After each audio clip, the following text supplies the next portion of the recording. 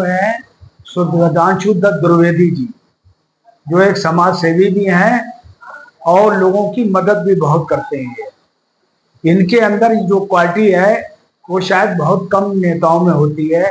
ये जो भी इनके दरबार में आता है वो ये नहीं देखते हैं कि ये हिंदू है या मुसलमान है। तो इनका जो समाज सेवा का तरीका है वो इतना बढ़िया है कि जिसका कुछ नाम नहीं। तो आज हमने चाहा कि आपसे भी रूबरू कराएं, क्योंकि ये हस्ती ऐसी है कि पूरे फर्रुखाबाद जिले में क्या कई जिलों में नाम से पहचाने जाते हैं। ये बताइए कि ये जो समाज सेवी का जज्बा है ये आपको कब से लगा?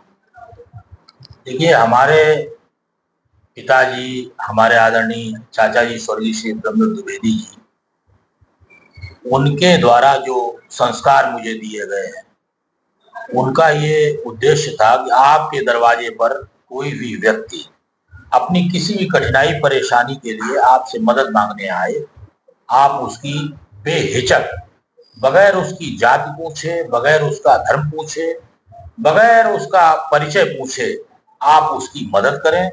उनकी इस प्रेरणा से ही मैं उनके पद चिन्हों पर चलते हुए आज इस स्थान पर समाज सेवा जनता की कर रहा हूँ।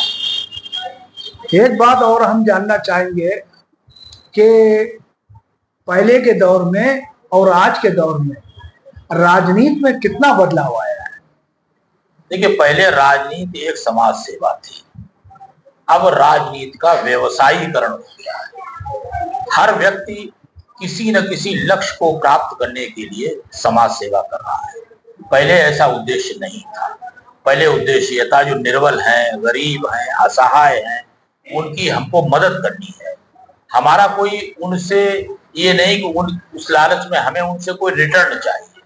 किंतु आज जो है, हम अगर किसी की कोई सेवा कर रहे हैं, कोई मदद कर रहे हैं, तो हम उससे ये अपेक्षा करते हैं कि यदि राजनीति में हम कहीं कोई कदम बढ़ाएं तो उसका राजनीतिक लाभ हमको मिले। बहुत अच्छी बात आपने कही और सच्चाई यही है कि अब राजनीति में बड़ा बदलाव हो चुका है। अब वो स्वार्थ की राजनीति रह गई। एक चीज और हम जानना चाहेंगे कि आपने अपने जीवन की शुरुआत कौन सी सन में की? मेरी राजनीति की पहली बारी बाल्यकाल से 1971 से शुरू होती है। हमारे चाचा जी आदरणीय स्वर्गीय श्री ब्रह्म जी द्विवेदी ने नगर पालिका का पहला चुनाव 1971 में चुनाव लड़ा था।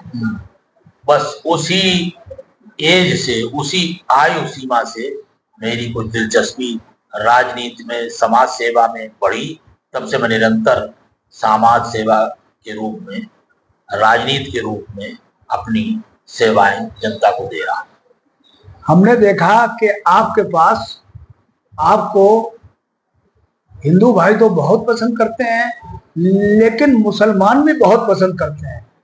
आपका चेहरा एक ऐसा है जो किसी भी मुस्लिम शादी हो तो उसमें आप जरूर नजर आते हो और आप उनका दावतनामा स्वीकार करते हो। ये एक बहुत बड़ी बात है।